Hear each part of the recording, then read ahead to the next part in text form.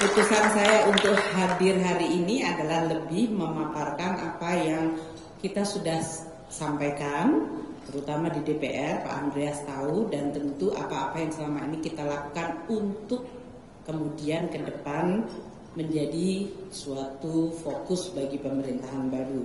Jadi ini adalah disclaimer dari saya supaya tidak dianggap tidak beretika. Kami akan memulai dengan bacaan kondisi perekonomian global yang memang sangat dinamis dan menjadi sangat kompleks. Kalau Pak Cyril Harinowo sangat tahu sebagai bank sentral, mungkin beliau waktu di bank sentral mengalami tahun 70-an, 80-an, waktu itu juga sama, inflasi di Amerika Serikat tinggi sekali, bahkan mencapai double digit. Sehingga waktu itu bank sentralnya menaikkan suku bunga lebih dahsyat dari sekarang hingga 18%. Itulah yang kemudian menjadi salah satu shock besar di dalam perekonomian Amerika pasca depresi. Hari ini mungkin inflasinya tidak sedahsyat, tapi tetap merupakan suatu shock karena dalam lebih dari satu dekade perekonomian di negara-negara maju inflasinya selalu relatif sangat rendah. Bahkan di Eropa mendekati 0 atau kadang-kadang sedikit deflasi. Di Jepang itu sudah hampir 2 dekade deflasi. Inflasi dan deflasi sama dengan berbagai makanan atau obat, terlalu banyak pasti jelek. Deflasi membuat orang pesimis karena setiap hari tidak ada progres, yang ada adalah turun. Inflasi kalau sedikit membuat orang stimulus, sama kayak kita merasa ada harapan harga akan naik. Kalau terlalu banyak dia merampok atau menggerus daya beli dan confidence. Nah, inflasi yang terjadi terutama pasca pandemi, jadi kita masih ingat tahun 2020 kita semuanya nggak mungkin kumpul seperti ini, kita semuanya di rumah, distant to each other.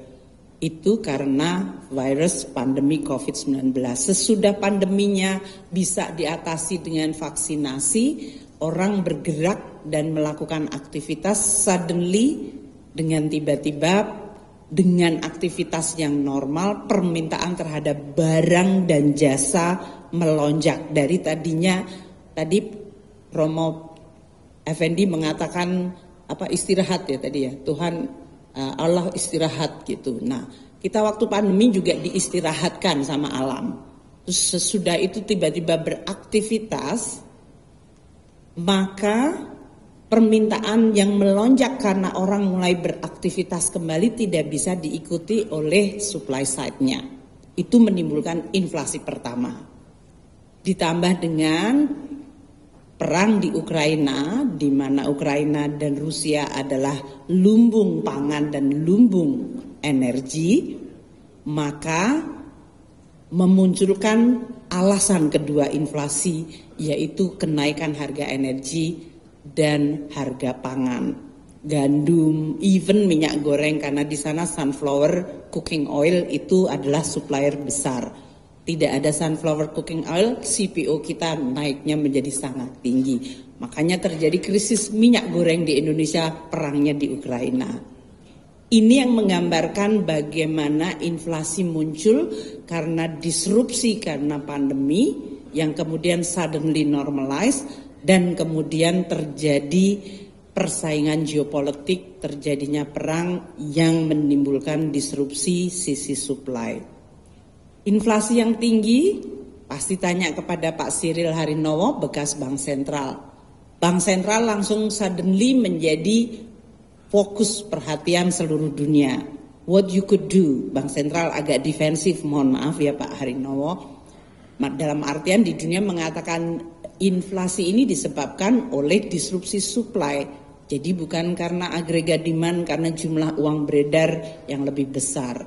Sehingga memang ini menimbulkan kompleksitas dari sisi policy response. Mau tidak mau Bank Sentral tetap harus menaikkan suku bunga, dan kenaikan suku bunga karena so sudden inflasinya tinggi, maka Bank Sentral juga terpaksa menaikkan suku bunganya cukup cepat dalam waktu yang sangat pendek. Saya beri contoh, Amerika Serikat menaikkan 500 basis point, itu artinya 5% dari tadinya hampir 0, kemudian naik menjadi di atas 5%. Hanya dalam waktu kurang 18 bulan. Sama seperti tubuh yang sehat, kalau tiba-tiba kita dihadapkan pada suatu shock, entah itu angin yang sangat keras, suhu AC yang terlalu dingin, atau kita di padang pasir kena matahari terlalu besar, pasti badan sakit. Ekonomi juga sama. Dengan shock kenaikan 500 basis point, ekonomi pasti melemah. Inilah yang menyebabkan banyak, waktu Bapak dan Ibu sekalian ingat, banyak prediksi ekonomi dari tahun 2022-2023 dan sekarang continue di 2024, dunia tidak baik-baik saja. Karena akan mulai terasa shock itu menyebabkan perlemahan ekonomi. Ini baru satu sisi dari sisi yang disebut kenaikan inflasi yang menyebabkan kenaikan suku bunga. Dan ternyata inflasinya itu stubborn atau keras kepala, dia tetap aja nggak mau turun-turun, perangnya ya tetap jalan. Namun inflasi tidak segera turun. Banyak aspek sekarang analisa ekonomi mengenai masalah inflasi ini. Ini yang menyebabkan kemudian muncul terminologi higher for longer. Artinya yang higher inflasinya, interest rate-nya juga tinggi, dan itu enggak dalam waktu yang cepat yang kemudian akan segera turun. Ini mungkin salah satu prospek, karena tadi katanya ini tujuannya untuk bicara tentang prospek. Ini salah satu prospek yang harus diperhatikan. Kalau US dollar interest rate-nya tinggi, nanti implikasinya spill over ke seluruh dunia. Tapi ini tidak merupakan satu-satunya masalah dunia. Ada tensi geopolitik yang makin meningkat. Beda dengan 3 dekade terakhir ini, di mana Amerika Serikat bahkan menerima dan mengajak RRT masuk ke WTO, diberi akses pasar, diberikan akses material, banyak company Amerika Serikat invest di RRT. Sekarang ini hubungan mereka retak dan sangat dalam.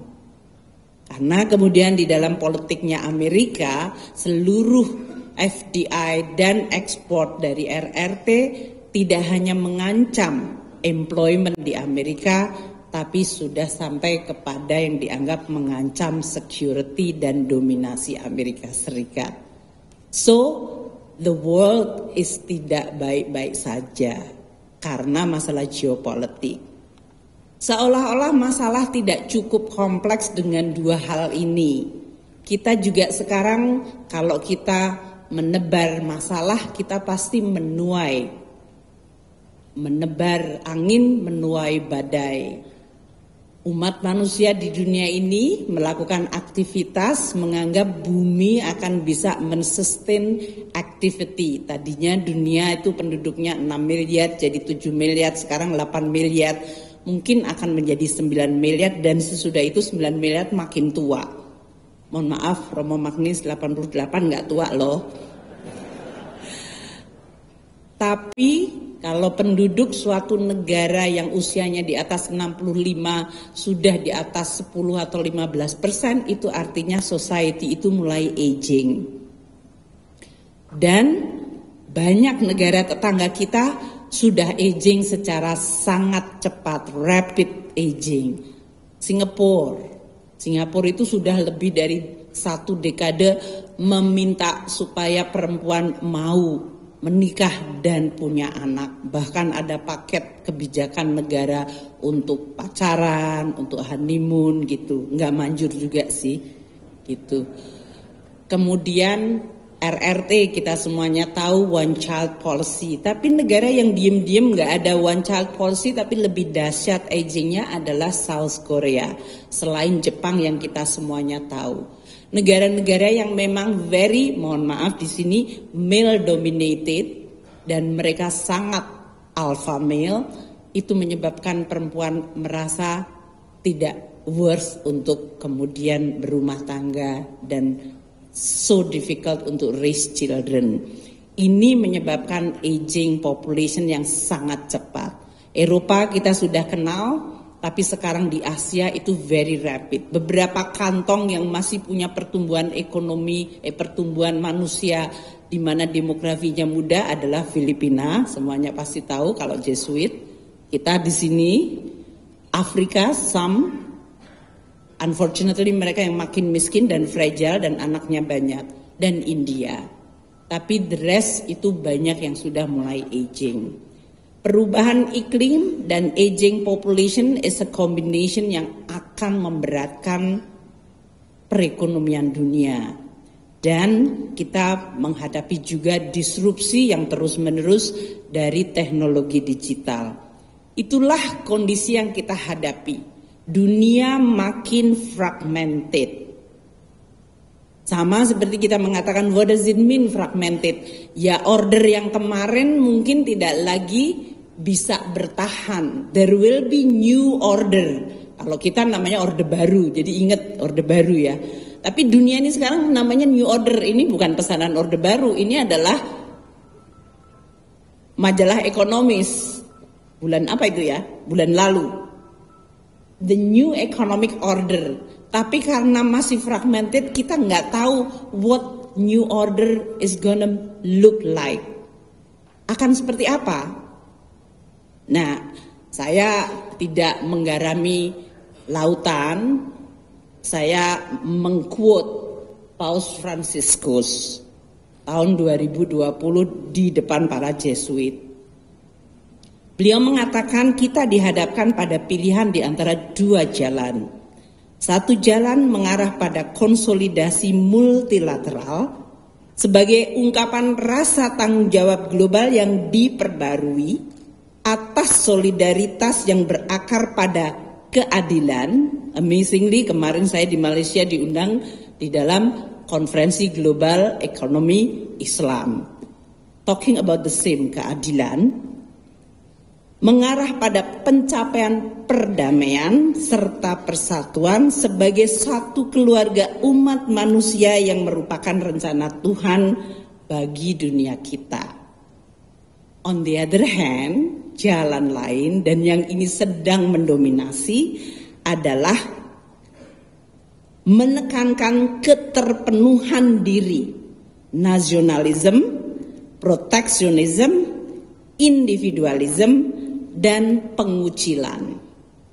Jalan ini mengabaikan orang miskin, rentan, dan mereka yang terpinggirkan dalam hidup. Tidak hanya individu, tapi juga negara.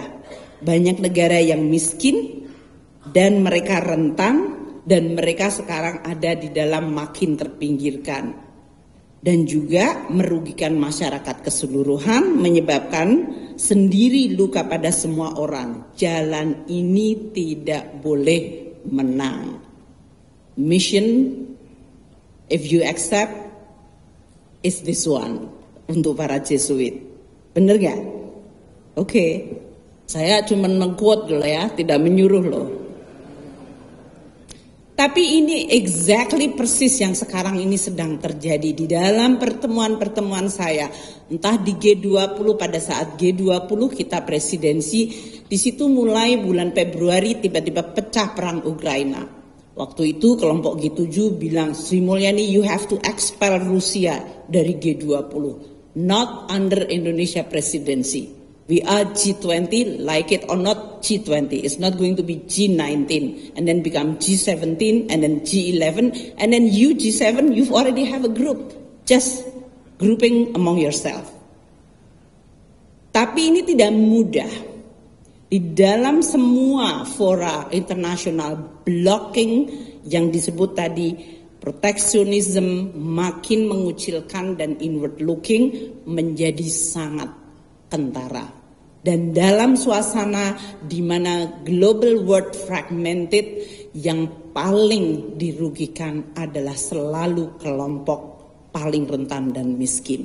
Di semua situasi. Climate change yang paling dirugikan dan menderita pasti kelompok yang paling rentan dan miskin. Global geopolitical fragmentation juga akan sama. Jadi ini adalah keterpanggilan kita sebagai manusia dengan yang memiliki rasa peri kemanusiaan, moga-moga yang adil dan beradab. Nah, kembali ke ekonomi lagi. Kalau kita lihat tahun 2023 lalu, kita tutup sebetulnya despite the global economic environment yang sangat difficult, kita tuh situasinya alhamdulillah, puji syukur, relatif baik. Ekonomi kita masih bisa tumbuh di atas 5 pada saat seluruh ekonominya melemah di dunia ini. Inflasi kita bahkan hanya 2,6 pada saat dunia sedang struggle dengan inflasi sangat tinggi yang menyebabkan tadi higher for longer. Nilai kita cukup stabil meskipun lebih lemah dari nilai tukar asumsi. Karena tadi dengan higher interest rate, Federal Reserve capital outflow terdorong keluar kembali ke Amerika Serikat. Namun dalam situasi seperti itu, suku bunga kita dari SBN surat berharga negara masih relatif stabil di 6,68 di bawah 7%. Pada saat Amerika Serikat menaikkan 5%, kita tidak melonjak menjadi 13%. Ini suatu achievement yang remarkable. Tapi orang biasanya goes unnoticed. Karena dianggap stabilitas itu ya memang seharusnya ada gitu. Kalau stabil ya berarti everything is fine.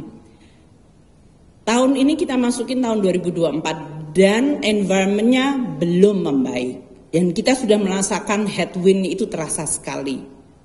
Makanya waktu kuartal 1 dengan pertumbuhan tetap di 5,11 yang kemarin BPS sampaikan itu is a good start. Tapi tidak boleh dianggap taken for granted. Inflasi kita ada di 3% year on year. Dan nilai tukar kita sempat dan melonjak di atas 16.000. Karena tadi higher for longer terus. Suku bunga kita juga mulai terasa pressure-nya mendekati ke 7% di 6,94 end of period-nya. Secara year to date sampai dengan April masih di 6,74.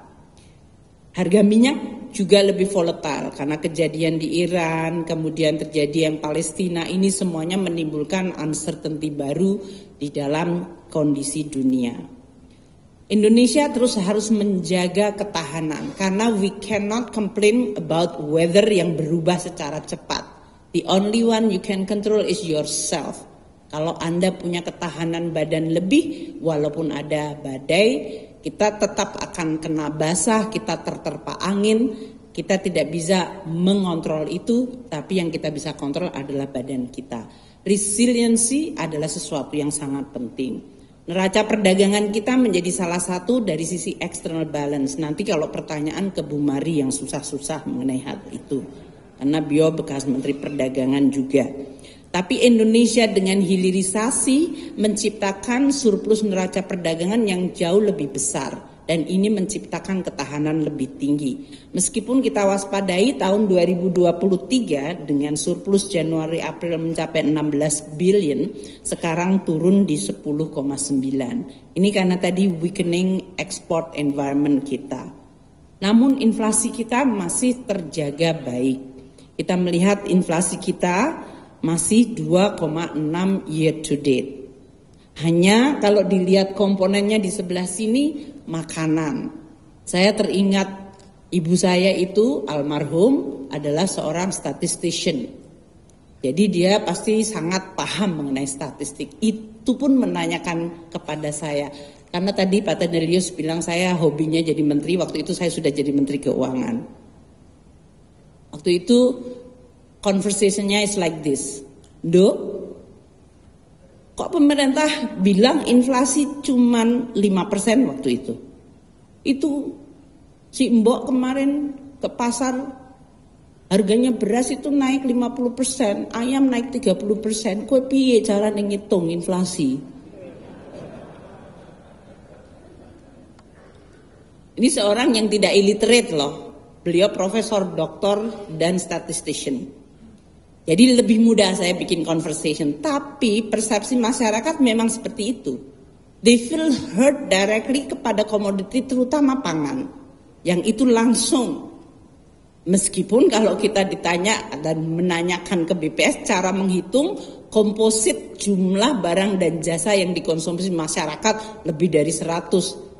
Dan kemudian masing-masing punya bobot. Memang bobot makanan seperti beras, rokok, unfortunately, dan juga beberapa barang jasa tertentu termasuk pulsa itu cukup tinggi di dalam bobot konsumsi masyarakat. Jadi kalau barang-barang yang dikonsum masyarakat itu cukup besar, dia naik sedikit, dia membawa inflasi cukup tinggi. Nah, oleh karena itu pemerintah akan terus melihat bahwa masalah inflasi is not only bank sentral problem. Karena banyak ini adalah masalah logistik, masalah distribusi, masalah pasokan. Dan ini kita lakukan concerted effort. Bahkan sekarang di dalam instrumen APBN fiskal, APBN kita sebutnya hashtag uang kita, bukan uang Sri Mulyani, bukan uang Kemenku, uang kita semuanya. Itu adalah salah satu komponennya adalah insentif fiskal kepada pemerintah daerah. Kita kasih reward kalau inflasi di daerahnya rendah. Zamannya Pak Cyril di Bank Sentral belum ada instrumen itu. Karena kita tahu kadang-kadang suatu daerah inflasi tinggi karena cabai kalau di Manado hilang, wah itu tinggi banget inflasinya. Dan hal-hal seperti itu yang harus diatasi oleh kepala daerahnya secara antisipatif. Kita memberikan reward kalau inflasi mereka rendah, berarti mereka taking care of bucket of commodities. Ini yang menyebabkan Indonesia relatif berhasil menjaga inflasi rendah. Tidak berarti kita sama sekali tidak terpengaruh oleh pergerakan komoditas dunia. Dengan hal tersebut kita bisa menjaga confidence market atau konsumen, dan tadi disebutkan growth kita di 5,11 karena konsumsi atau konsumen masih relatif terjaga. Tidak berarti tidak ada masalah. Tekanan terasa dan kita sudah lihat bahwa ada pertumbuhan dari penjualan retail, semen, itu semuanya terpengaruh dan ini yang harus kita waspadai. Namun ekonomi kita masih tumbuh di 5,11 dan ini mampu menciptakan lapangan kerja serta menurunkan kemiskinan. Kalau kemiskinan yang di measure sekarang di 9,36%, kemiskinan ekstrim yaitu yang betul-betul basic necessity kita sekarang sudah mendekati 0% pada akhir tahun ini. Itu suatu achievement, artinya kita tidak berorientasi hanya pada pertumbuhan, tapi job creation. Dan ini tidak hanya di Jakarta atau di Jawa. Sekarang pertumbuhan juga tumbuh di berbagai daerah. Mungkin banyak di ruangan ini menanyakan IKN pakai APBN berapa banyak. Bangunnya kok cuman di Kalimantan. Anda banyak yang tidak tahu bahwa Sumatera, jalan tol utara selatan itu biayanya juga sangat besar. Dan itu diharapkan akan membuat perekonomian Sumatera bisa jauh lebih baik dan diverse sehingga dia bisa perform. Another source of growth dan pemerataan. IKN di Kalimantan. Sulawesi selama ini termasuk daerah yang sangat resilient. Papua dan Maluku banyak ada smelter meningkat. Bali sesudah pandemi recover. Jadi ini semuanya menggambarkan bahwa perekonomian secara regional juga terus kita jaga sehingga pertumbuhan tidak terkonsentrasi pada satu tempat dan satu daerah saja. Perjalanan Indonesia menuju Indonesia maju masih panjang. Dan kita sekarang walaupun ada di middle slightly upper, itu tidak berarti menggaranti, menjamin kita akan menjadi high income country. Dari seluruh dunia, 194 negara di dunia yang bisa masuk menjadi advanced high income country itu nggak banyak. Yang bisa lepas dari middle income trap itu jauh lebih banyak, yang bisa lepas sangat sedikit. Asia termasuk yang banyak lulus bagus, Negara tetangga kita seperti Singapura, Taiwan dalam hal ini Hong Kong lebih dulu, mereka dulu disebut sebagai ekonomi sendiri tapi sekarang bagian dari RRT. Kemudian Korea Selatan dan sekarang RRT juga akan catching up. Ini menyebabkan Asia relatively in a vibrant region karena daerah Asia Timur terutama dalam hal ini adalah relatively damai. Tidak terjadi perang terus-menerus seperti di Middle East atau to some extent some part of Amerika Latin. Nah, untuk bisa mencapai high income country kita butuh terus investasi di bidang yang sangat penting yaitu manusia. Dalam hal ini tujuannya adalah untuk meningkatkan produktivitas. Karena kita tidak bisa tumbuh tinggi hanya dengan investasi capital spending untuk hard infrastructure saja. Yang paling penting dan sulit adalah membangun manusia dan membangun institusi.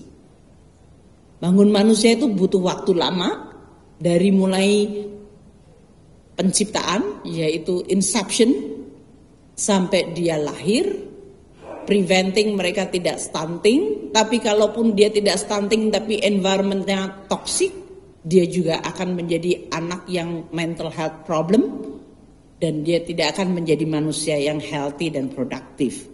Jadi manusia adalah sebuah tanggung jawab yang panjang dan kompleks. Yang kedua institusi, kalau institusi Romo Magnis tahu banget. Membangun institusi itu very kompleks dan challenging. Orang lebih mudah bangun hotel langsung kelihatan, potong pita jadi dipakai. Membangun suatu institusi dibutuhkan suatu membangun karakter bersama, value bersama, integrity, kompetensi. Dan itu luar biasa kompleks. Karena tadi disebut saya sebagai hobinya sebagai menteri, so I know from my first hand experience. Ini adalah bukan seperti membalikkan tangan. Tapi itu tidak menjadi excuse, tidak boleh menjadi excuse. Kalau bilang kompleks, sulit, tidak berarti kemudian kita, oh kalau begitu kita nggak bisa. Nggak juga, bisa tuh. Tapi jangan berharap seperti kita ceplok telur. Cracking, jadi dalam waktu 2 menit siap saji. That's not the way we build manusia dan institusi. Dan oleh karena itu kita harus terus komit untuk membangun environment. Dan di sini letaknya kita semua punya peranan. Ada game changer dalam dunia ini yang juga harus kita manfaatkan. Teknologi digital jelas menjadi sesuatu yang akan bisa memberikan akselerasi dari berbagai pembangunan itu. Komitmen terhadap climate change untuk preventing climate change disaster menimbulkan sekarang tumbuhnya apa yang disebut ekonomi hijau. Energi jelas, tapi tidak hanya energi, transportasi, bahkan teknologi sampah atau waste management, itu semuanya aspek environment-nya dan climate change-nya luar biasa. Saya berharap kita semuanya bisa makin sadar mengenai hal itu. Konsumsi plastik, bagaimana kita conserving, mau mulai melakukan konservasi dan juga hidup secara sirkuler. Kita punya sumber daya alam yang sangat banyak dan baik. Namun kita baru memulai proses hilirisasi. Ini adalah sebuah komitmen policy. Dan kita juga harus memanfaatkan geopolitik yang fragmented tadi tidak menjadi excuse tapi justru menjadi opportunity untuk kita bisa menarik industri di tempat kita. Inilah apa yang disebut building block untuk membangun Indonesia maju. Jadi kalau kita lihat, kita harus growth-nya cukup tinggi untuk create job dan mengurangi kemiskinan. Growth yang tinggi hanya bisa didapat dengan sumber daya manusia yang baik, institusi yang bersih dan berfungsi, infrastruktur, hard infrastructure dan soft infrastructure, dan meneruskan upaya nilai tambah hilirisasi Oleh karena itu kita juga perlu untuk terus menjaga terutama kelompok yang rentan dan tertinggal. Inclusivity menjadi sangat penting. Itu komponen yang harus terus kita lakukan. Kalau kita lihat, maka kita bisa mengidentifikasi opportunity tadi, namun juga resiko yang muncul. Kalau kita lihat resiko bagi Indonesia yang paling besar tetap pada kualitas SDM-nya. SDM itu potensi karena Indonesia demografinya muda, tapi dia bisa menjadi resiko liability pada saat SDM-nya tidak ditingkatkan. Makanya kita selalu debat bagus bicara tentang kesehatan, pendidikan, jaminan sosial. Pada saat demografi kita masih muda, debat itu menurut saya baik dan sehat. Kita boleh bicara dan meminjam negara lain seperti ini, karena kalau saya jadi Menteri Keuangan tuh sering juga orang-orang menyeletuk, "Mbok ya kayak Nordic country itu segala macam bebas sampai perguruan tinggi. Dari lahir sampai dia perguruan tinggi dia nggak perlu bayar apa-apa." Memang anak itu nggak bayar, yang bayar orang tuanya. Taxnya bisa 65 sampai 70% dari income mereka. Aku pernah punya teman di Bank Dunia, dia dari Finlandia. Saya tanya, how much tax you pay? Oh, around 70%. Loh, jadi kalau kamu dapat 100.000, kamu cuma dapat 30.000 US dollar. Iya. That's not punishable for you. Enggak juga, tapi anak-anak saya semuanya masuk sampai perguruan tinggi, is free. Orang anggap itu semuanya gratis, nggak ada yang bayar. Di dunia nggak ada yang gratis, pasti ada yang bayar. Ya, dalam hal ini, ya if you want to create social safety net seperti di Nordic country, then you have prepare for a very big high income tax. Kalau Anda kepingin yang lebih liberal seperti Amerika, semuanya your own money, individual freedom, makanya Ivy League inflasinya tinggi banget. The most expensive university fee itu di Amerika Serikat.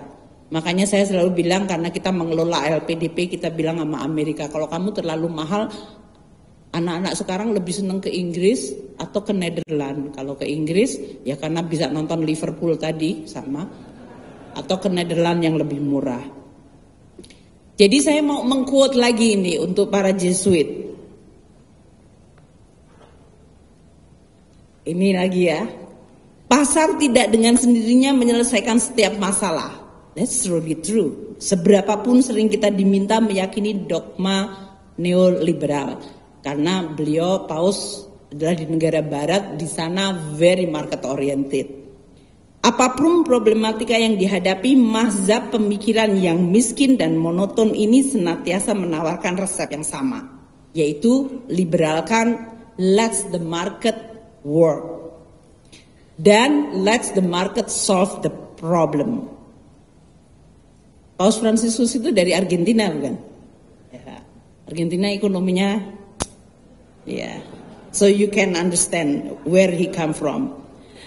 Neoliberalism mempertahankan dirinya semata dengan merujuk pada teori-teori sakti tentang spillover atau trickle down, tanpa menggunakan istilah itu sebagai satu-satunya solusi bagi berbagai masalah sosial. Tidak ada pengakuan memadai pada fakta bahwa spillover tidak menyelesaikan masalah proses persoalan ketimpangan, inequality, keadilan tadi ya, yang melahirkan bentuk kekerasan baru dengan mengancam kohesivitas sosial. That is really true. Kalau sebagai ekonom kita bacanya langsung kita ngerti. Karena market memang tidak menyelesaikan masalah keadilan dan inklusivitas. Market itu hanya kerja untuk efisiensi, alokasi resources. Jadi semua negara tidak boleh membiarkan market bekerja sendiri karena akan terjadi eksploitasi. Di dalam masa kolonialisme itu yang disebut kolonialisme dan exploitation. Itu selalu basisnya kapitalisme dan pure market mechanism. Maka untuk menyeimbangkan, negara harus hadir. Itu kata-kata politik indah. Negara hadir. Nah ini Sri Mulyani hadir di sini, wakil negara kira-kira. Jangan tepuk tangan dulu, karena negara itu juga punya masalah yang sangat berat. So you always think like Messiah, ada, oh ini negara hadir menyelamatkan kita dari market mechanism neoliberalism. Do you think negara itu kayak malaikat gitu? Enggak juga, negara kan manusia kayak saya gitu. Moga-moga kayak saya. Negara hadir, dia harus dihadirkan. Dan untuk bisa dia hadir, dia harus pakai APBN, hashtag uang kita. Jadi negara hadir tidak gratis. Dia harus bisa dihadirkan. Saya baru bicara tentang technicalitiesnya. Kalau hadir, maka dia harus dibiayai. Kalau dia dibiayai, maka dia harus ngambil pajak. Saya baru dikasih kiriman sama Pak Prastowo. Pak Prastowo, Lukas nomor berapa Pak? 11, 18, 19, Lukas 19. Masih ada nggak Pak Pras? Kita baca aja ya Pak Pras. Supaya kelihatan bahwa saya knowledgeable katanya. Ya, saya mau menyampaikan bahwa ngurusin negara itu kita nggak kering, kita juga banyak diskusi yang filosofikal juga. Bener nggak Pak Pras? Pak Pras mana Pak Pras? Kirim ke saya Pak Pras. Kembali. Jadi Lukas 19, kata Pak Pras, ini kalau salah berarti kotasinya dari Pak Pras ya. Disebutkan gimana Pak Pras? Bahwa dia mengambil uang dari kelompok kaya. Dan dia mengatakan, Yesus datang dan dia mengatakan, dia melambai-lambaikan tangan, siapa itu namanya Pak Pras orangnya? Ya, aku nggak ngerti namanya, tapi kira-kira tahu mana Pak Pras ya? Kita cari. Coba saya cari Lukas. Ya.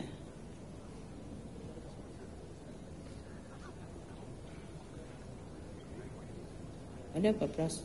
Udah hilang Pak Pras. Mana Pak Pras? Pasti. Tapi kira-kira Yesus lagi berjalan, kemudian ada si Matius ya. Sakyus, dia adalah orang yang nggak bagus katanya. Dia suka ngambil-ngambil duit.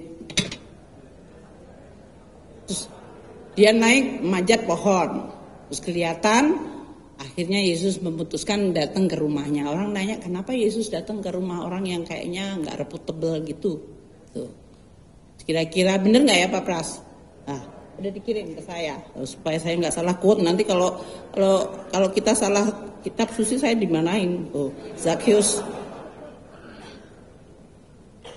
But Zacchaeus stood up and said to the Lord, "Look, Lord, here and now I give half of my possession to the poor." Ya, supaya kelihatan saya dibaikan, menyuci, itu nyebokin kalau bahasa. "And if I have cheated anybody out of anything, I will pay back 4 times the amount." Saya bilang sama Pak Prastowo, interpretasi saya sebagai Menteri Keuangan adalah kalau kita ngambil, tapi katanya Bu ini kan Zacchaeus itu orang jahat, negara kan nggak jahat, ya moga-moga. Kita ngambil pajak seperti Zacchaeus, then I have to pay back half of my possession to the poor. Jadi kalau APBN ngambil dari pajak, separuh harus untuk orang-orang yang tidak mampu dan miskin. Nanti kita lihat profil APBN kita ya. And then disebutkan di bagian keduanya, dan buat mereka yang saya ambil, mereka akan dapat 4 kali lipat benefit. Anda yang bayar pajak, Anda dapat benefitnya. Kira-kira translasinya dalam pengelolaan APBN seperti ini. Pendapatan diambil dari masyarakat. Mestinya yang mampu kan? Karena kita ada PTKP, pendapatan tidak kena pajak. Jadi yang nggak mampu ya nggak bayar pajak. Karena saya sering mendapatkan keluhan, saya udah nggak punya income, saya harus bayar pajak. Saya bilang, yang mana bayar pajaknya? Kalau nggak punya income, Anda nggak bayar pajak. Bahkan Anda menikmati hasil dari pajak. LPG 3 kilo, kalau di rumah-rumah para romo ada LPG yang 3 kilo, itu Anda menikmati hasil dari tadi. Kalau listriknya di 900 VA atau 1200 itu menikmati subsidi banyak. Jadi jangan bilang nggak menikmati APBN ya. Dan tentu saja kita bisa mengurusin republik ini relatif aman itu juga karena ada yang bayarin untuk aman. Nah, 50% dan 4 kali lipat itu basically di dalam translation public finance management adalah Anda harus punya rezim pajak dan APBN yang progresif, bukan regresif, yang makin lemah makin dipajakin tinggi. Progresif itu artinya yang bagus, yang punya dia bayar dan itu dipakai untuk equality. Kan sama seperti pesannya Paus tadi, keadilan, inklusivitas. Dan kita bangun public institution dan public goods, infrastruktur, supaya Anda yang bayar pajak bisa menikmati manfaatnya 4 kali lipat. Untuk mobilitas, untuk produktivitas, untuk economic activity. Jadi mengelola APBN kalau kita makhluk beragama, we are not just doing because kita senang aja nyusahin orang dengan mungut-mungut. Atau kita merasa punya power mengelola uang ribuan triliun for the sake of untuk kita kelihatan keren. Dari perasaan kita sebagai umat manusia yang beragama, kita tahu bahwa ada misi keadilan yang kita bawa di situ. Dan untuk itu masih banyak yang harus dibenahi. Negara hadir dan hadirnya itu ditopang dengan APBN, itu we have to collect more, spend better, dan jaga risiko pembiayaannya. Dan yang paling penting jangan korupsi. Itu angel banget. Iya. Jadi jangan dipikir negara hadir itu negara tidak punya nafsu bagi dirinya sendiri. Negara itu manusia. Terdiri dari manusia-manusia dari mulai pejabatnya sampai birokratnya. Mereka punya interest, makanya dalam mengurus negara dan menciptakan kehadiran negara untuk mengoreksi neoliberalisme seperti yang dikatakan Paus Franciscus, we have to make sure bahwa negara itu bersih. There is no conflict of kepentingan. Dia punya integritas, kompetensi, dan profesionalisme. Kalau semua birokrasinya dan pejabatnya full of konflik kepentingan, ya bukan negara hadir, dia nopang aja. Itu yang menjadi salah satu. Kita sering berharap negara hadir menetralisir market, mengoreksi market value. Ini adalah tantangan, ini adalah bagian yang disebut institutional building. Saya nggak tahu apakah saya perlu 2 slide selanjutnya yang mungkin lebih teknikal, tapi anak buah saya karena ibu kalau kemana-mana kan ibu Menteri Keuangan jadi harus lapor dong. APBN kita sampai April kira-kira seperti ini, gitu. Nanti kalau dikiranya saya bukan Menteri Keuangan, Sri Mulyani tukang ngomong. Ini pendapatan kita sampai dengan bulan April, belanja kita, dan kita masih dalam posisi surplus. Tapi kalau kita lihat sampai dengan April, pendapatan kita sebetulnya mengalami tekanan growth-nya negatif. Belanja kita agak naik tinggi karena kita kemarin ada pemilu, jadi banyak front end belanja. Dan untuk tahun 2024 ini kita harus tetap jaga, karena alhamdulillah tahun lalu bagus 2023. Defisit kita jauh lebih kecil dari yang tadinya didesain. Ini memberikan kita a little bit buffer. Karena tadinya kita menganggap bahwa penerimaan sekian, belanjanya sekian, defisitnya tadinya harusnya di atas 2%, ternyata kita defisitnya di bawah 1,68. Ini memberikan kita a little bit buffer. Dan ini yang kita tetap jaga agar transisi politik dan transisi kepada pemerintahan baru bisa tetap terjaga. Untuk 2025 pemerintahan baru karena berdasarkan siklus APBN tetap dipersiapkan oleh pemerintahan ini, maka kita konsultasi. Tentu semuanya selalu menanyakan tentang makan siang gratis gimana Bu? Ya. Kita memberikan kerangka besar, amplop besarnya. Ini loh APBN yang nanti kita sampaikan kepada pemerintahan baru. Posturnya seperti ini, pendapatan seperti yang tadi saya sampaikan. Ada tantangan, tapi kita akan coba terus reform dari sisi perpajakan kita, memperkuat institusi, membersihkan dari korupsi, meningkatkan investasi di bidang digital sehingga proses bisnis prosesnya menjadi jauh lebih certain dan less corrupt atau mengurangi interaksi sehingga celah korupsi makin ditutup. Kita juga melakukan pelayanan yang makin baik. Itu tidak mudah, kita bicara tentang 74.000 Kementerian Keuangan, pajak sekitar 44.000, bea cukai 15.000. Dan itu terus kita lakukan, sehingga institutional building tidak boleh berhenti. Namun kita juga sampaikan global environment akan terus dynamic. Dan oleh karena itu tetap kita harus jaga berbagai kemungkinan dampak dari global spillover itu. Dan kita harus tetap fokus pada investasi. Jadi kalau investasi nanti adalah di SDM, ya memang itu adalah area of focus. Itu merupakan prasyarat kita menuju high income country. There is no high income country without a good quality of human capital. Jadi mau itu adalah dalam bentuk pendidikan, kesehatan, jaminan sosial, melalui menggunakan program makan siang atau makanan bergizi, memberikan ibu-ibu hamil, itu semuanya adalah memang tujuannya at the end, the most important asset dari Republik ini adalah manusianya. And that is exactly, kalau kita lihat anggaran yang disediakan untuk pendidikan 20%, kesehatan hampir sekitar 6%, dan kemudian jaminan sosial itu sudah seperti tadi Zakius lebih dari 50% dari APBN kita. Nah, tapi kita tidak boleh hanya cuma manusia tapi infra tidak dibangun karena ya orang perlu untuk mendapatkan produktivitas dan juga mobilitas. Sehingga kita akan terus berfokus kepada tadi manusianya, institusinya, dan kemudian kepada infrastruktur, dan kita melakukan transformasi ekonomi menciptakan nilai tambah tinggi. Terima kasih, ini adalah bagian penutup.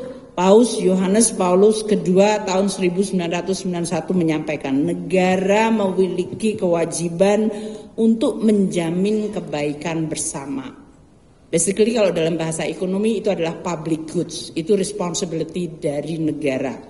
Dan memastikan bahwa setiap sektor kehidupan sosial tidak terkecuali sektor ekonomi, semua berkontribusi untuk mencapai kebaikan bersama tersebut sembari menghargai otonomi dari setiap sektor. Basically fungsi negara menciptakan fondasi yang kuat. Fondasi yang kuat itu adalah institusi, institusi birokrasi, penegak hukum, kepastian hukum, pengadilan. Itu semuanya menciptakan fondasi keamanan dan kepastian sehingga tadi semua sektor bisa thriving, bisa bekerja secara baik dan kemudian berkontribusi pada perjuangan untuk mencapai negara Indonesia maju, masyarakat adil dan makmur. Terima kasih. Salam.